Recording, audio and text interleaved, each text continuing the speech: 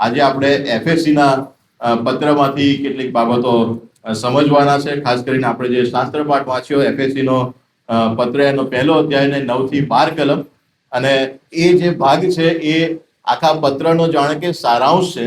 અને એ બાબતને પાઉલ એ આગળ પછી વિસ્તારતા જાય છે કે કેવી રીતે આ 9 થી 12 કલમમાં જે બાબત પાઉલ જણાવે છે એ ઈશ્વરની યોજના એ આ પૃથ્વી ઉપર પ્રભુ પૂરી કરી રહ્યા છે. અને એમાં ખાસ કરીને મંડળીનો, ખ્રિસ્તી કુટુંબનો કેવી રીતે ઉપયોગ પ્રભુ કરી રહ્યા છે એમના આ હેતુને, આ યોજનાને પૂરી કરવા માટે. અને એ બાબત આપણે આજે સમજવાના છે કે જેથી એ બાબતને આપણે ખ્રિસ્તી મંડળી તરીકે અને ખ્રિસ્તી કુટુંબ તરીકે જીવતા થઈએ, કે જેથી આપણા કુટુંબો કે આપણી મંડળી એ પ્રભુની આ મહાન યોજનાને પૂરું કરવા માટે એમાં સહભાગી બની શકે, એમાં ભાગીદાર બનીને એનો આશીર્વાદ, એનો લાભ એ પામી શકે. જે શાસ્ત્ર પાઠ આપણે વાંચ્યો 1 થી પહેલા અધ્યાયની 9 થી 12 કલમ, અને એ જાણે કે એક જ આખું વાક્ય છે કે જે અલગ અલગ કલમોમાં એના ભાગ કરીને બનાવવામાં આવ્યું છે. રાઈટ, 9મી કલમથી આગળ તેણે તેનામાં પોતાની સંકલ્પથી, પોતાની પ્રસન્નતા પ્રમાણે, પોતાની ઈચ્છાનો મર્મ આપણને જણાવ્યો કે સમયોની સંપૂર્ણતાની વ્યવસ્થામાં સ્વર્ગમાંના તથા પૃથ્વી પરના સગળા વાનાનો તે ખ્રિસ્તમાં સમાવેશ કરે. હા, ખ્રિસ્તમાં, જેનામાં આપણે તેનો વારસો નિમાયા, અને જે પોતાની ઈચ્છાના સંકલ્પ પ્રમાણે સર્વ કરે છે, અને તેના સંકલ્પ પ્રમાણે આપણે અગાઉથી નિર્મિત થયા હતા, જેથી ખ્રિસ્ત પર પ્રથમ આશા રાખનારા અમે તેના મહિમાની સ્તુતિને સારું થઈએ. આ આખું એક જ લાંબુ વાક્ય છે કે જેને અલગ અલગ ભાગમાં, અલગ અલગ કલમોમાં વિભાજિત કરવામાં આવ્યું છે. હવે આ જે એફએસસીની મંડળી હતી, આ પણ એફએસસી જે શહેર છે એ પણ દરિયા કિનારે આવેલું શહેર છે, જેવું કોરિન્થનું શહેર હતું એવી જ રીતે. અને પાઉલે જે સુવાર્તાઓ પ્રગટ કરી એમાં મોટા ભાગના જે શહેરો હતા એ દરિયા કિનારાના શહેરો હતા, કારણ કે એ સમયે વહાણથી મુસાફરી થાય, બીજું કોઈ મુસાફરી કરવાનું માધ્યમ નહોતું. અને વહાણથી મુસાફરી કરે એટલે દરિયા કિનારાના શહેર પર જ એ પહેલા ઉતરે કે જ્યાં બંદર હોય, જ્યાં પોર્ટ હોય, બરાબર. એટલે ત્યાંથી સુવાર્તાની શરૂઆત થાય. એટલે મોટા ભાગના જે શહેરો પાઉલે સુવાર્તા પ્રચાર કરી એ દરિયા કિનારે આવેલા વસેલા શહેરો હતા કે જ્યાં પાઉલ સહેલાઈથી સમયે એ પરિસ્થિતિ પ્રમાણે પહોંચી શકે. અને એમાંનું આ એક શહેર એફેસસ, અને એફએસસીનું જે શહેર છે એ પણ કોરિન્થના શહેરના જેવું જ બહુ મોટું, અને આ શહેરની અંદર આર્તેમિસ નામની દેવીની પૂજા થતી હતી. અને આ જે આર્તેમિસ કે જેનું મંદિર છે એ એટલું ભવ્ય અને વિશાળ હતું, એ સમયની 7 અજાયબીઓમાંનું એક એ આ મંદિર હતું, આર્તેમિસનું મંદિર, બરાબર. એ સમયની 7 અજાયબીઓમાંનું એક હતું. અને આર્તેમિસને ત્યાંના સ્થાનિક લોકો એ સમયે ડાયના તરીકે પણ ઓળખતા હતા. ડાયના નામ આપણા માટે જાણીતું છે, રાઈટ. ડાયના પ્રિન્સેસ હતા, એ બધું આપણે જાણીએ છીએ. ડાયના નામ એ આર્તેમિસ દેવીનું બીજું નામ જાણે હતું. અને આ જે આખું શહેર હતું, કોરિન્થની આપણે જે બેકગ્રાઉન્ડ જોઈ ગયા એના જેવું થોડું સરખું બેકગ્રાઉન્ડ, કારણ કે દરિયા કિનારાનું શહેર વેપારને માટે ઉપયોગી બને. બધો વેપાર ત્યાંથી દરિયા કિનારાના શહેરમાંથી જ થાય, કારણ કે બધું જળ માર્ગે જ આવન જાવન થતું હોય. અને એટલે વેપારના કારણે બધા અનેક પ્રકારના લોકો આવે, અને જેટલા લોકો આવે એટલી સંસ્કૃતિ આવે, એટલા રીતિ રિવાજો આવે, એટલા પાપો પણ આવે. દુનિયાભરનું બધું ત્યાં ભેગું થાય બિઝનેસના કારણે. અને એવા પ્રકારના શહેરની અંદર પાઉલ એ સુવાર્તા લઈને જાય છે, અને સુવાર્તા ત્યાં પ્રગટ થાય છે. અને પછી આકુલા અને પ્રિસ્કિલાને એ મંડળીની જવાબદારી સોંપવામાં આવે છે, અને ઘણી બધી બાબતો. પણ પ્રેરિતોના કૃત્યમાં આપણે કેટલીક બાબતો એ જ્યારે પત્ર વાંચ્યું ત્યારે વાંચી હશે તમે, પણ અત્યારે હું ફરીથી તમને એ થોડી રિપીટ કરાવું. 19મો અધ્યાય આપણે કાઢીએ, પ્રેરિતોના કૃત્યો એનો 19મો અધ્યાય, કે જે ત્યાં એફએસસીના શહેરને આપણે થોડું જાણી શકીએ. પ્રેરિતોના કૃત્ય 19મો અધ્યાય, અને ત્યાં આખી જે પરિસ્થિતિ 23મી કલમથી આગળ લખવામાં આવી છે. અને 23મા કલમથી આગળ હું થોડી કલમો વાંચું છું. પ્રેરિતોના કૃત્ય 19મો અધ્યાય અને 23મી કલમથી આગળ. એ અરસામાં એ માર્ગ વિશે ઘણી ચળવળ ઊભી થઈ. એ માર્ગ એટલે કે સુવાર્તાનો માર્ગ, ખ્રિસ્તનો માર્ગ. સુવાર્તા જેટલી ફેલાતી ગઈ એટલા લોકો ત્યાં મંડળીમાં ઉમેરાતા ગયા, અને ઘણી ચળવળ કે છે કે ઊભી થઈ. અને આ એક માણસની વાત છે, દેમેત્રિયસ નામે એક સોની હતો, તે આર્તેમિસના રૂપાના દેવસ્થાનો બનાવીને કારીગરોને ઘણું કામ અપાવતો હતો. આજે આર્તેમિસનું ભવ્ય મંદિર હતું એના સંદર્ભમાં તેણે તેઓને તથા એના જેવા બીજા કારીગરોને એકઠા કરીને કહ્યું કે ભાઈઓ, તમે જાણો છો કે આ ધંધાથી આપણને સારી કમાણી થાય છે. હમણાં તમે જુઓ છો અને સાંભળો છો કે જે હાથથી બનાવેલો છે તે દેવો નથી, એવું સમજાવીને એ પાઉલે એકલા એફેસસમાં નહીં પણ લગભગ આખા આસિયામાં ઘણા લોકોના મન ફેરવી નાખ્યા છે. તેથી આપણા આ ધંધાનો તિરસ્કાર આવે એવું ભય છે. એટલું જ નહીં પણ આર્તેમિસ મહાદેવી, જેને આખો આસિયા તથા જગત પૂજે છે, તેનું મંદિર તુચ્છ ગણવાનો અને તેનું મહાત્મ્ય નાશ પામવાનો સંભવ છે. એ સાંભળીને તેઓ ક્રોધાયમાન થયા અને પોકાર કરીને કહેવા લાગ્યા કે એફેસીઓની આર્તેમિસની જય. અને પછી આખા શહેરમાં એક ગડબડાટ થઈ રહ્યો, ઘણી બધી જે ચળવળ થઈને બધું પછી આગળ લખ્યું છે. પણ આ પરિસ્થિતિ એફેસી શહેરની અંદર હતી. થોડી આપણને ઝાંખી મળી. વિશ્વાસીઓ વધી રહ્યા છે, મંડળી વૃદ્ધિ પામી રહી છે અને સામે વિરોધ પણ એટલો મોટો થઈ રહ્યો છે. હવે ટોળા કહે છે કે બધા ઉભા થઈને વિરોધ કરવા આવે છે. આવી પરિસ્થિતિની અંદર આ એફએસી શહેરની અંદર આ મંડળી છે અને એમાં મંડળીનો કોઈ સ્થાનિક પ્રશ્ન હોય એવું આ પત્રમાં જોવા મળતું નથી. જેવું કોરિન્થમાં હતું, તમારામાં ભાગલા પડ્યા છે અને વિદેશીઓમાં નથી ચાલતો એવો વ્યભિચાર તમારામાં ચાલે છે, બધા જે પ્રશ્નો હતા, એફએસની મંડળીમાં એવા કોઈ સ્થાનિક પ્રશ્નોની વાત નથી. પણ સુવાર્તામાં ઈશ્વરનો હેતુ જે છે એ જાણે કે પાઉલ સમજાવી રહ્યા છે.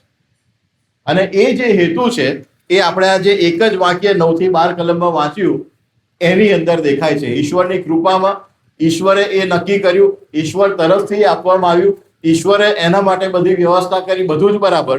પણ હેતુ 10મી કલમમાં સમયની સંપૂર્ણતાની વ્યવસ્થામાં સ્વર્ગમાંના તથા પૃથ્વી પરના સઘળાવાના નો ખ્રિસ્તમાં તે સમાવેશ કરે. હા, ખ્રિસ્તમાં સ્વર્ગમાંના અને પૃથ્વી પરના સઘળાવાનાઓનો ઈશ્વર એ ખ્રિસ્તમાં સમાવેશ કરે. આ બધું ઈશ્વર એક જગ્યા પર ફરીથી એકરૂપ કરી દે, ભેગું કરી દે, સંયુક્ત કરી દે. એદનવાડીમાં પાપે પ્રવેશ કર્યો અને ભાગ પડી ગયા. આદમ અને હવાને વાડીમાંથી બહાર હાંકી કાઢવામાં આવ્યા. ચારે તરફ અગ્નિની વાડ અને પેલા એ દૂતને ત્યાં રક્ષા કરવા માટે કે જેથી એ લોકો પાછા અંદર પ્રવેશી ના શકે. ઈશ્વરનું અને માણસનો જે સંબંધ હતો, જે સંગત હતી, એ પાપના કારણે તૂટી ગઈ. હવે આત્મિક જગત કે જ્યાં ઈશ્વરની હાજરી છે અને ભૌતિક જગત કે જ્યાં આપણે છીએ, એ બેની વચ્ચે એક બહુ મોટી જાણે દિવાલ ઊભી થઈ ગઈ. બીજા અધ્યાયની અંદર આખી બાબતનું વર્ણન કરવામાં આવ્યું છે. એ દિવાલ ઊભી થઈ ગઈ.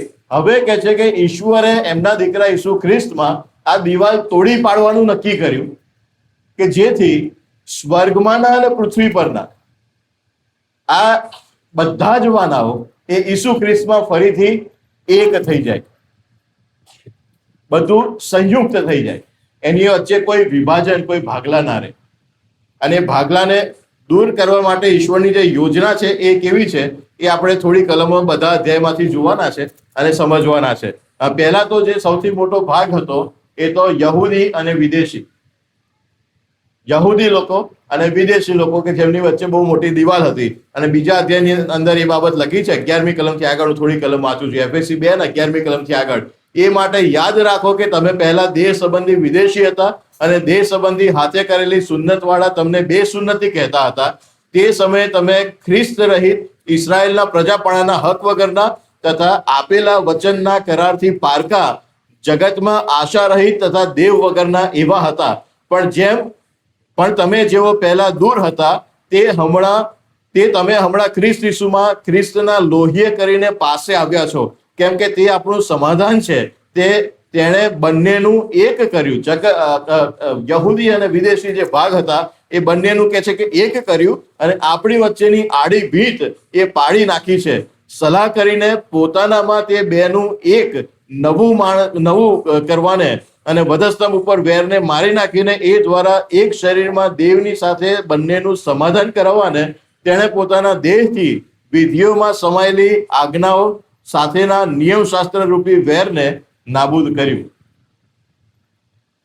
પહેલું જે વિભાજન, જે ભાગ હતો યહૂદી અને વિદેશી વચ્ચેનો, કારણ કે અહીંયા એફએસીના પત્રની વાત થઈ રહી છે ત્યારે મોટા ભાગનો લોકો એ વિદેશી હતા, મેજોરિટી બધા વિદેશી હતા. યહૂદીઓને સંબોધીને અહીંયા લખવામાં આવ્યું નથી. અને વિદેશી લોકો એટલે કે ગ્રીક જે આખી જ્ઞાનની પદ્ધતિ હતી, ગ્રીક ફિલોસોફી હતી અને રોમન સામ્રાજ્ય હતું, એના આધારે જીવનારા લોકો. યહૂદીઓની માફક નિયમશાસ્ત્રના આધારે નહીં. જોકે યહૂદીઓમાં પણ એ નિયમશાસ્ત્રની અસર કરતા જગતની અસર વધારે હતી એ સમયે, પણ આ તો પૂરેપૂરી રીતે વિદેશી, જગતની રીત રિવાજ પ્રમાણે જીવનારા લોકો, જેમની પાસે ઈશ્વરનો નિયમ, ઈશ્વરનું વચન કશું નથી. એમનું સમાધાન ખ્રિસ્ત દ્વારા દેવની સાથે કરવામાં આવે છે. અને યહૂદીઓની માફક એમને પણ હવે વચનના બાળકો, વચનના વારસદારો એવી રીતે ભેગા કરવામાં, જોડી દેવામાં આવે છે. આપણો સમાવેશ પહેલા તો એમાં થાય છે. આપણે નિયમશાસ્ત્ર સંબંધી વિદેશી હતા, આપણી પાસે નિયમશાસ્ત્ર નહોતું, પણ ખ્રિસ્ત દ્વારા દેવે આપણને વચનના દીકરા તરીકે ઓળખાવાનો, ઇબ્રાહિમના વારસદારો તરીકે ઓળખાવાનો આશીર્વાદ આપ્યો. આપણું સમાધાન ઈશ્વરે ઈસુ ખ્રિસ્ત દ્વારા એમની સાથે કર્યું કે જેથી આપણે એમની સાથે ફરીથી જોડાઈ શકીએ. સઘળું આકાશ અને પૃથ્વીનું બધું જ્યારે એક કરવાની વાત આવે ત્યારે પહેલા તો આપણને સામાજિક રીતે, સામૂહિક રીતે યહૂદીઓનો આશીર્વાદના ભાગીદાર બનાવી દેવામાં આવ્યા. બીજી બાબત જે આગળ જોડવાની વાત આવે છે ત્યારે કરે છે, 3 અધ્યાયની અંદર ગુલામો અને બંદીવાનને એમની વાત આવે છે અને ઘણી બધી બાબતોને ત્યાર પછી 5મા અને 6ઠ્ઠા અધ્યાયની અંદર હું વધારે ફોકસ કરવા માંગુ છું. પણ આ બધી બાબતોની અંદર બધું એક સાથે જોડી દેવાની વાત આવે છે ત્યારે 5મા અને 6ઠ્ઠા અધ્યાયની અંદર ફરીથી કુટુંબ ઉપર વિશેષ ભાર પાઉલનો આવે છે. અને સામાન્ય રીતે 21મી કલમથી 33મી કલમ જે છેલ્લો ભાગ છે, લગ્ન પ્રસંગોમાં જ આપણે વાંચીએ છીએ, બરાબર. 21મી કલમથી આગળ, ખ્રિસ્તનું ભય રાખીને એકબીજાને આધીન રહો, પત્નીઓ જેમ પ્રભુને તેમ પોતાના પતિઓને આધીન રહો, કેમ કે જેમ ખ્રિસ્ત મંડળીનું શિર છે તેમ પતિ એ પત્નીનું શિર છે, વળી ખ્રિસ્ત શરીરનો ત્રાતા છે, એમ મંડળી ખ્રિસ્તને આધીન છે, તેમ પત્નીઓએ સર્વ બાબતમાં પોતાના પતિઓને આધીન રહેવું. અને પતિઓ જેમ ખ્રિસ્તે મંડળી પર પ્રેમ રાખ્યો તેમ અને તેની ખાતર પોતાનું સ્વાર્પણ કર્યું, તેમ તમે પણ પોતાની પત્નીઓ પર પ્રેમ રાખો. એ સારું કે વચન વડે જળ સ્નાનથી શુદ્ધ કરીને ખ્રિસ્ત મંડળીને પવિત્ર કરે, અને જેને ડાઘ કરસલી કે એવું કંઈ ન હોય પણ તે પવિત્ર થતા નિર્દોષ હોય એવી મંડળી તરીકે પોતાની આગળ મહિમાવંતી રજૂ કરે. અને પછી ઘણી બધી બાબતો. પણ અહીંયા જે પરિસ્થિતિ હતી એ સમાજની અંદર, એ સંસ્કૃતિની અંદર પુરુષ પ્રધાન આખો સમાજ, અને પુરુષ ઘરનો જે સૌથી વડીલ મોટા પુરુષ છે, સામાન્ય રીતે એ પિતા હોય, તો એ આખા ઘરની ઉપર માલિકીનો હક ધરાવે. અને માલિકીનો હક એટલે કે એ પુરુષે એની પત્નીને મારી નાખવી હોય તો એ કોઈની રજા લેવાની જરૂર નથી. એ મારી મિલકત છે, એને હું જે કરવું એ પુરુષ એના બાળકોને મારી નાખવા હોય, એમની સાથે ગમે તે કરવું હોય, કોઈની રજા લેવાની, કાયદો એમને કશું કરી શકે નહીં. એ સંસ્કૃતિની વાત અહીંયા થઈ રહી છે. મારી પત્ની કે મારા બાળકો એ મારી પ્રોપર્ટી છે, મારી મિલકત છે, એને હું જે રીતે રાખું ને જે રીતે ના રાખું કે જે કરવું એ કોઈ મને પ્રશ્ન કરી શકે નહીં. અને એ જે સંસ્કૃતિ હતી એને પાઉલ એ આખી ઉલટાવી નાખે છે. આ તો ખાલી પતિ પત્નીની વાત છે, પણ એની સાથે ગુલામોની વાત પણ આવે છે આગળ. ગુલામોની સાથે પણ આ જ બાબત. એ ગુલામ એ મારો કોઈ માણસ નથી કે જેને મેં ઘરમાં રાખ્યો છે, એ તો એક મિલકત છે, એવી રીતે જોવામાં આવે. અને એ પરિસ્થિતિને પાઉલ અહીંયા આખી જાણે કે ઉલટાવી નાખે છે. તમે પુરુષ તરીકે અધિકાર તો ધરાવો છો, તમે શિર છો, તમે માથું છો, એ બરાબર છે, પણ માથાનું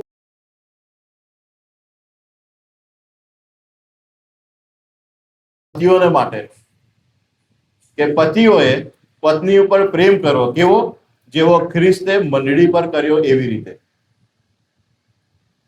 હવે ખ્રિસ્ત એ સમાજમાં જે રીતે પુરુષનું કામ ચાલતું હતું, હું જે કરું એ મને પૂછનાર કોઈ નહીં, એ અધિકાર ઈશ્વરનો 100% એમણે એમના હાથે બનાવ્યા. એ ધારે તો રાખે, એ ધારે તો ખલાસ કરી નાખે, પણ એમણે બીજી રીત અપનાવી. એ માલિકીની જગ્યાએ ઘેટા પાળક બનવાનું પસંદ કર્યું. ભલા ભરવાડ ઉત્તમ ઘેટા પાળક બનવાનું પસંદ કર્યું. એ મારી નાખું ને કાપી નાખું, એ ખલાસ કરી નાખું કે મારો અધિકાર છે એટલે હું ગમે તે કરું, એવી રીતે નહીં. ખ્રિસ્તે કહે છે કે પોતાની મંડળીને માટે પોતાનું સ્વાર્પણ કર્યું. આપણે અહીંયા 25મી કલમમાં વાંચ્યું એ પ્રમાણે, તેની ખાતર પોતાનું સ્વાર્પણ કર્યું. તેમ તમે પોતાની પત્નીઓ ઉપર પ્રેમ રાખો. તમે માલિક છો, તમે શીર છો, તમે ઘરના વડા છો, તો પુરુષ તરીકે તમારે સામે મારી નાખવી એવું નહીં, પણ એની માટે તમારે મરવા માટે તૈયાર રહેવાનું. આખી વાતને ઊંધી કરી નાખી. જગતમાં, સમાજમાં જે ચાલતું હોય, મંડળીમાં કહે છે કે એવું ચાલતું નથી. નવું ઉત્પત્તિ, નવું સર્જન, પતિએ પત્નીની માટે મરવા તૈયાર રહેવાનું, પત્નીને મારવા માટે નહીં. આ જે આખી સમજણ છે એ જો ઘરની અંદર આવે તો કેટલી બધી જગ્યામાં કેટલા બધા ફેરફાર આવી જાય. જો હું બહાર ગમે તેવું જીવતો હોઉં, મારામારી કરતો હોઉં, ગુંડાગર્દી કરતો હોઉં, ગમે તેવું જીવતો હોઉં, તો મને ખબર છે કે એની અસર કોઈ મારી ઉપર થવાની છે. કોઈ મારી સામે વેર વાળવા તો આવશે ને, અને વેર વાળવા આવશે તો પાછળ મારી પત્ની, મારા બાળકો, મારા ઘરનું શું થશે એ વિચાર મને આવવો જોઈએ. એ વિચાર નથી આવતો એટલે હું પેલી જૂની જગતની રીત પ્રમાણે જ જીવું છું. જે થવાની હોય થાય, કશો ફરક નથી પડતો. પણ જ્યારે મને એ વિચાર હોય મારા મનમાં, પિતા તરીકે કે પતિ તરીકે કે ઘરના વડીલ તરીકે કે ઘરના આગેવાન તરીકે, કે પાછળ જવાબદારી છે, જેમ ખ્રિસ્તે પોતાનું સ્વાર્પણ કર્યું એવી રીતે મારે મારી પત્ની કે મારા બાળકોને માટે સ્વાર્પણ કરવા, બલિદાન આપવા તૈયાર રહેવાનું છે. એ સમજણ જો મારી અંદર હોય તો હું બહાર ગમે તેમ નહીં જીવું. તો મને ખબર છે કે પાછળ જવાબદારી છે. મારા માથા પર ઈશ્વરે કેટલીક જવાબદારી મૂકી છે. એ સમજણ સાથે જીવીશ અને એવી રીતે જીવીશ તો કહે છે કે એ પુરુષ જગતમાં ખ્રિસ્તના પ્રેમને પ્રગટ કરશે. એ પુરુષ જગતમાં ખ્રિસ્તની સુવાર્તાને પ્રગટ કરશે. અને ત્યારે પહેલા અધ્યાયની અંદર આપણે જે શાસ્ત્રપાઠ વાંચ્યો ને, એ બાબત ઈશ્વરની એ યોજના એ પૂરી થશે. આકાશમાં અને પૃથ્વી પર બધું એક કરવાનું, એ શરૂઆત, મૂળ શરૂઆત એ કહે છે કે ઘરથી થાય છે. પુરુષે અને ત્યાર પછી પત્નીઓની વાત પણ લખી છે. જેમ મંડળી ઈશ્વરને, ખ્રિસ્તને આધીન છે, એવી રીતે સ્ત્રીઓએ પોતાના પતિને આધીન રહેવાનું. પણ ક્યારે? જ્યારે પતિ એ ખ્રિસ્તને આધીન હોય. જ્યારે આ નથી બનતું ત્યારે દેવની જે યોજના છે બધું એક કરવાની, બધાનું ખ્રિસ્તમાં ઈશ્વરની સાથે સમાધાન કરવાનું, એ યોજનામાં આપણે પોતે બાધારૂપ બનીએ છીએ. એ યોજનાની સામે આપણે જાણે કે ચેલેન્જ કરીએ છીએ, એનો વિરોધ કરવા આપણે ઊભા થઈએ છીએ. ભલે આપણે ખ્રિસ્તી તરીકે કે વિશ્વાસી તરીકે ઓળખાતો હોઈએ, આપણે જ એ ઈશ્વરની યોજનાને સામે છાતી કાઢીને ઊભા રહીએ છીએ. એના પરિણામો કેવા આવે આપણે વિચારવાનું. પાછળ પછી 6થા અધ્યાયની પહેલી કલમથી આગળ બાળકોને માટે પણ લખ્યું છે, છોકરા, પ્રભુમાં તમારા મા બાપની આજ્ઞાઓ માનો, કેમ કે યથા યોગ્ય છે. તારા બાપનું તથા તારી માનું સન્માન કર, તે પહેલી વચનયુક્ત આજ્ઞા છે. એ સારું કે તારું કલ્યાણ થાય અને પૃથ્વી પર તારું આયુષ્ય લાંબુ થાય. મા બાપનું સન્માન રાખવું. 10 આજ્ઞાઓનું જો આખું તમે લિસ્ટ વાંચશો, નિર્ગમનમાં અને પુનર્નિયમમાં બંને જગ્યાએ, તો આ એક જ આજ્ઞા એવી છે જેની પાછળ આશીર્વાદ લખવામાં આવે. બીજી કોઈ આજ્ઞાની પાછળ આશીર્વાદની નોંધ નથી કરવામાં આવી. તમે આવું કરશો તો આવું થશે, તમે શાબાત દિન પવિત્ર પાડશો તો તમને આવો આશીર્વાદ મળશે, કે તમે ચોરી નહીં કરો, કે ખૂન નહીં કરો, કે વ્યભિચાર નહીં કરો તો આવો આશીર્વાદ મળશે. કોઈ જગ્યાએ આશીર્વાદ નોંધવામાં આવ્યો. એક જ આજ્ઞાની પાછળ આશીર્વાદ નોંધવામાં આવ્યો છે. છોકરાઓ, પ્રભુમાં તારી માનું ને તારા બાપનું સન્માન કર, જેથી તારું આયુષ્ય લાંબુ થાય. બાળકોએ મા બાપને આધીન રહેવાનું એ એટલું મહત્વનું છે. કારણ શું છે? જ્યારે એ આધીનતા નથી રહેતી, જ્યારે બાળકો એ મા બાપની સાથે ગમે તેવો વર્તાવ કરે છે, ગમે તેવું બોલી જાય છે, મા બાપની સામે છાતી કાઢીને કે આંખો કાઢીને ઉભા રહે છે, ત્યારે આપણે ઈશ્વરના બાળકો તરીકે ઈશ્વરની સામે છાતી કાઢીએ ને એવું ચિત્ર ઊભું થાય છે. અને એ પ્રભુના લોકોને જરાય શોભતું નથી. જેવી રીતે પતિ ને પત્નીની વચ્ચે સુસંગતતા હોવી જોઈએ, એવી જ રીતે મા બાપ અને બાળકોની સાથે પણ એ સુસંગતતા હોવી જોઈએ. બાળકોને ખબર હોવી જોઈએ કે મારા મા અને મારી બાપ કે જેમના દ્વારા હું છું, જેમના દ્વારા પ્રભુએ મને આ દુનિયામાં જન્મ આપ્યો છે, એમની સામે હું જ્યારે છાતી કાઢીને ઉભો રહું છું, હું એમના કરતા વધારે હોશિયાર છું કે વધારે ડાયો છું કે વધારે સમજદાર છું કે વધારે લાયક છું, એવું માનીને જ્યારે બાળકો ઊભા થાય ત્યારે ત્યાં દેવની યોજના બધું એક કરવાની, બધાનું સમાધાન કરીને જોડી દેવાની, એની સામે જાણે કે બાળકો ઊભા થાય છે. અને આ બધી શરૂઆતો એ નાનપણથી થાય છે. જ્યારે છોડ નાનો હોય ને ત્યારે એને જે બાજુ વાળવો હોય એમ વળે, પછી થડ બની ગયા પછી વાળવા જાય ને તો તૂટી જાય. એ તકલીફ છે અને એ વાસ્તવિકતા છે.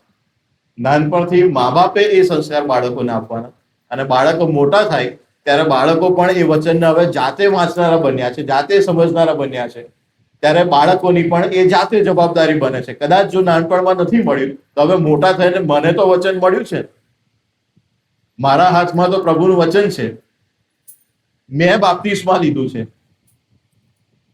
અને બાપ્તિસ્મા વખતે મેં વચન આપ્યું છે કે હું પ્રભુનો સ્વીકાર કરું છું.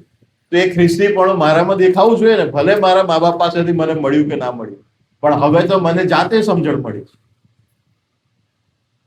અને એટલાને માટે બંને પક્ષે એ એટલું જ લાગુ પડે છે.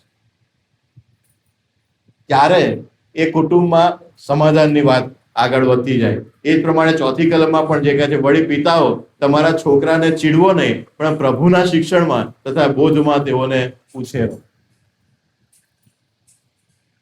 અહીંયા જે ચીડવવાની વાત છે, એ મેં જે સંસ્કૃતિની વાત કરી કે બાપ નો પૂરેપૂરો અધિકાર, એને જે કરવું એ કરે. સવાર ઉઠીને મન થાય કે આજે મારા છોકરાને મારી નાખવો છે તો મારી નાખે, કોઈ એની સામે પ્રશ્ન ના ઉઠાવી શકે. એવા સમાજની વાત ચાલી રહી છે, એવી સંસ્કૃતિ. અને ત્યાં મંડળીને પાઉલ કહે છે કે તમારે એવા જીવનોને એવા અધિકારની નીચે નથી જીવવાનું. તમારે તમારા છોકરાને પ્રભુના શિક્ષણમાં તથા બોધમાં ઉછેરવાના છે. પ્રભુથી દૂર જાય એવા કામો નથી કરવાના. મંડળીમાં છો ત્યારે ખ્રિસ્તી તરીકે, વિશ્વાસી પરિવાર તરીકે તમારામાં એ દેખાવું જોઈએ કે જેથી તમારા બાળકોને લાગે કે મારા બાપનું જીવન કંઈક અલગ છે, એ પ્રભુને આધીન જીવે છે. એમનામાં જગતના પિતાઓ જેવી વાત નથી દેખાતી. પછી જગતના પિતાઓ જેમ ફરતા હોય ને જેવું કરતા હોય, ખ્રિસ્તી પિતા બી એવું જ કરતા હોય, કોઈ ફરક જ ના લાગે, તો છોકરા કેવી રીતે પ્રભુના શિક્ષણમાં ઉભું છે? ચર્ચની અંદર હોય, ચર્ચની બહાર હોય, બધું સરખું જ લાગે, કોઈને કશો ફરક જ નથી પડવાનો. તો પછી એ બાળકોને પ્રભુનો ભય, પ્રભુની આધીનતા એ કદી મળવાની જ નથી. અને એટલા માટે ત્યાં પાઉલ કહે છે, જગતમાં એફએસી શહેરમાં જે ચાલતું હોય, પણ એફએસી મંડળીની અંદર એમાંની કોઈ બાબતો આવવી જોઈએ નહીં. આપણી વાત કરીએ તો વિનોબા ભાવેમાં આખામાં જે ચાલતું હોય, એબેલ મેથોડિસ્ટ ચર્ચની આ 4 દિવાલોમાં જે બેઠા છે, એમાં એ બાબતો આવવી જોઈએ નહીં. અલગતા દેખાવી જોઈએ, એ ખ્રિસ્તીપણું દેખાવું જોઈએ. પછી બહાર ચાલે છે એ અહીંયા ચાલશે, તો આપણે બીજાને આ 4 દિવાલોની બહાર પ્રભુના પ્રેમને કેવી રીતે વહેંચી શકીશું? પ્રભુનો જે હેતુ છે બધું એક કરવાનું, યહૂદી ને વિદેશી એક કરવાનું, ક્યાંથી થશે? કારણ કે આપણે જેમને પ્રભુએ જવાબદારી સોંપી છે, જેમને પ્રભુએ એવું કરવા માટે પસંદ કર્યા છે માધ્યમ તરીકે, આપણે ઈશ્વરની યોજનાની સામે છાતી કાઢીને આંખો કાઢીને ઉભા રહ્યા છે. તો કેમનો એ હેતુ ઈશ્વરનો આપણા વિસ્તારમાં પૂરો થાય? આગળ એ પણ કહે છે 5મી કલમથી આગળ, દાસો જેમ ખ્રિસ્તને આધીન થાવ છો, તેમ દેહ પ્રમાણે જેઓ તમારા ધણીઓ છે તેઓને બીક તથા કંપારી સહિત નિખાલસ હૃદયથી આધીન થાવ, અને માણસોને પ્રસન્ન કરનારાઓની પેઠે દેખરેખ હોય ત્યાં સુધી ચાકરી કરનારાની રીતે નહીં, પણ ખ્રિસ્તના દાસોની પેઠે જીવથી દેવની ઈચ્છા પૂરી કરો. માણસોની ચાકરી નહીં, પણ જાણે તે પ્રભુની હોય તેમ સમજીને ખુશીથી કરો. જે કંઈ સારું કરશે તે દાસ હોય કે સ્વતંત્ર હોય, પણ પ્રભુ તેને તે જ પ્રમાણે બદલો આપશે એમ સમજો. વળી ધણીઓ, તમે તેઓની સાથે એમ જ વર્તો. ધમકી આપવાનું છોડી દો અને આકાશમાં તેઓનો તેમજ તમારો પણ એક જ ધણી છે અને તેની પાસે પક્ષપાત નથી એમ જાણો. દાસો અને સ્વતંત્ર આપણા સંસ્કૃતિની અંદર જોઈએ તો આપણે જે જગ્યાએ નોકરી કરીએ છીએ અથવા તો જે જગ્યાએ અભ્યાસ કરીએ છીએ તો આપણા શિક્ષકો છે, નોકરીના સ્થળે આપણા જે અધિકારીઓ છે, એમના સંદર્ભમાં એ સમજણ કેળવો કે તમે ત્યાં નોકરી કરવા નથી જતા, એ જગ્યા પર પ્રભુએ તમને નિમ્યા છે અને તમે ત્યાં સેવા કરો છો. એ તમારા શેઠની નહીં, તમારા અધિકારીની નહીં, પણ પ્રભુની સેવા ત્યાં કરો છો. એ સમજણથી ત્યાં કામ કરો અને એવી રીતે કરશો તો ચિત્ર કંઈક અલગ દેખાશે, તો માહોલ કંઈક અલગ બનશે. પણ આપણે આપણી ચાલાકી વાપરવાનો પ્રયત્ન કરીએ.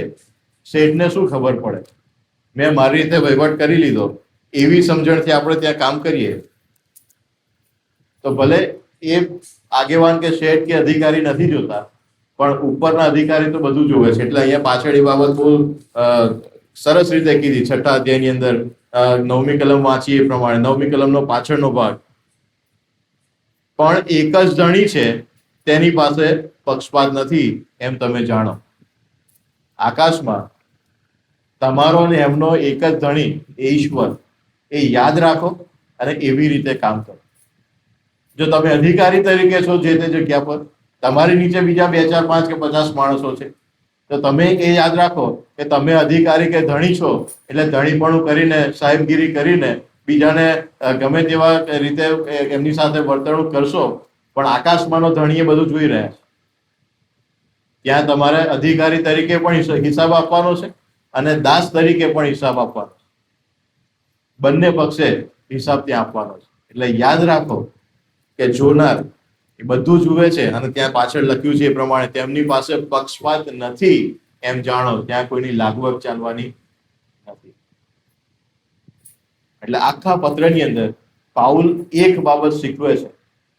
દરેક ભાગોમાં, દરેક તબક્કાઓમાં, તમારા જીવનમાં બાળકો હોય ત્યાંથી માંડીને અધિકારીને, ઘરના વડીલ કે શેઠ કે આગેવાન બની જાઓ ત્યાં સુધીની દરેક પરિસ્થિતિની અંદર એક જ વાત યાદ રાખો.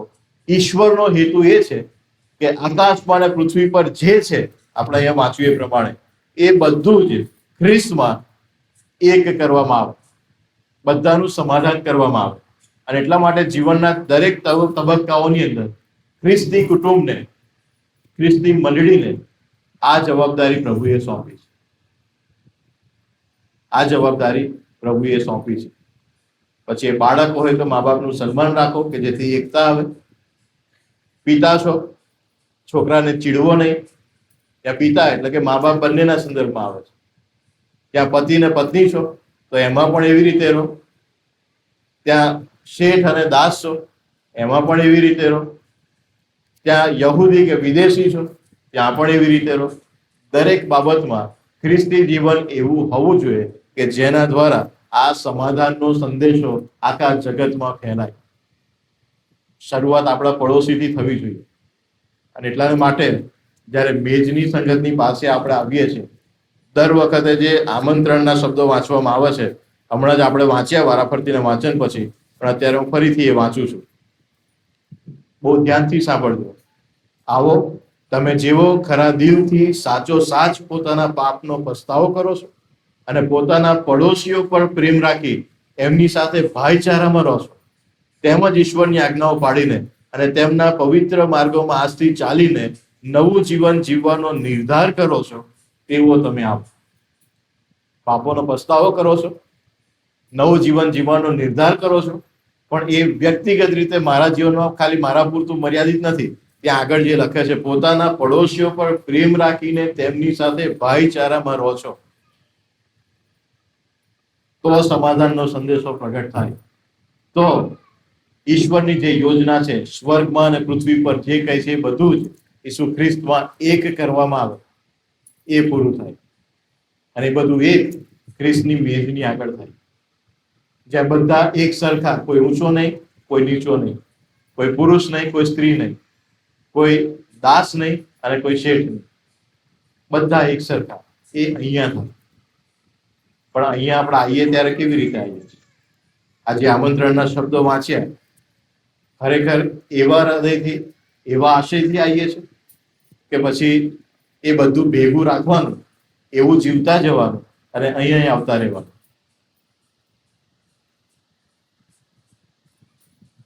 કરંથીના પહેલા પત્રના 11મા અધ્યાયમાં આપણે એ બાબત જોઈ ગયા. ખ્રિસ્તના શરીરનો ભેદ જાણ્યા વગર જે કોઈ આ રોટલી ખાય છે અને આ દ્રાક્ષારસ પીએ છે તે પોતાને શિક્ષા પાત્ર ઠરાવે છે. તે પોતાને શિક્ષા પાત્ર ઠરાવે છે. આવવાને માટે ખ્રિસ્તની મેજ બધાના માટે ખુલ્લી, પણ જ્યારે એ ખુલ્લી છે અને અહીંયા આવીએ છીએ ત્યારે જે આમંત્રણના શબ્દો હમણાં વાંચ્યા એ યાદ રાખીને આવીએ. પાપનો પસ્તાવો, પડોશી સાથે ભાઈચારામાં રહેવું, એકબીજાને માફ કરવું, એકબીજાની ઉપર પ્રેમ રાખવો, પોતાના કરતા બીજાને વધારે ઉત્તમ ગણવા અને પછી અહીંયા આવવા, આશીર્વાદિત થવા છે. બાકી પેલું બધું ભેગું કરીને કઈ હાથે કે ગળામાં દેખાય ને એટલે આમ લાંબુ પહેરીને સંતાડી દેવાનું જે કંઈ બાંધ્યું હોય. અહીંયા રોટલી ને દ્રાક્ષરસ ખાવાનું ને પછી બહાર જઈને જમતા પહેલા બીજું પીવાનું. પોતાને વિશેષ શિક્ષા પાત્ર ઠરાવો છો, દેવનું વચન કહે છે.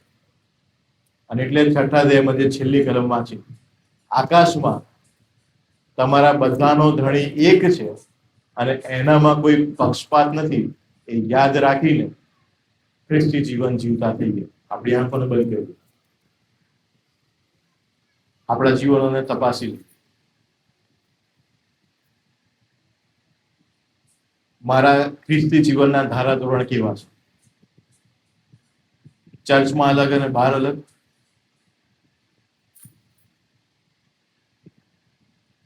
કે પછી ઈશ્વરનો જે હેતુ આકાશ અને પૃથ્વીનું સગડું એક કરવાનું, સમાધાન કરાવવાનું, એ હેતુને જીવવા માટે હું રાત દિવસ મહેનત કરું છું.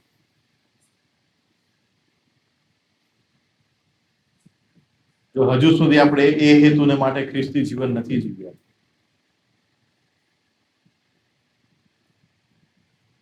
તો આપણે દેવની યોજનાની વિરુદ્ધ ઉભા છે. પિતા તરીકે હું દેવની યોજનાની વિરુદ્ધ પડ્યો છું, કે મા તરીકે, કે બાળકો તરીકે, કે પતિ પત્ની તરીકે, કે પછી અભ્યાસની કે નોકરીની જગ્યા, કે મારા પડોશીઓની સાથે. જે જગ્યામાં હું દેવની યોજનાની વિરુદ્ધ ઉભો છું કે ઉભી છું, આજે સવારે યાદ કરી લેવું અને પ્રભુને વચન આપ્યું, પ્રભુ આજથી એવું નહીં થાય. તમારી મેજની પાસે આવું છું ત્યારે તમે જે રીતે આમંત્રણ આપો છો એવી રીતે જ આવીશ. સાચો સાચ પોતાના પાપનો પસ્તાવો કરો છો, પોતાના પડોશીઓની સાથે ભાઈચારામાં રહો છો, આજથી નવું જીવન જીવવાનો નિર્ધાર કરો છો, એવો તમે આવો. અને હું આજે એવી સાથે, એવા નિર્ણય સાથે તમારી મેજની પાસે આવું છું. જો એ આપણો નિર્ણય છે, એ આપણું પ્રભુને વચન છે, તો મેજની સંગત આપણા માટે આશીર્વાદ છે. ભલા પ્રભુ અમને એવી રીતે તમારી પાસે આવવા માટે તમારી સહાય આપજો. પ્રભુ ઈસુમાં મારી પ્રાર્થના સાંભળી માન્ય કરો. આમીન.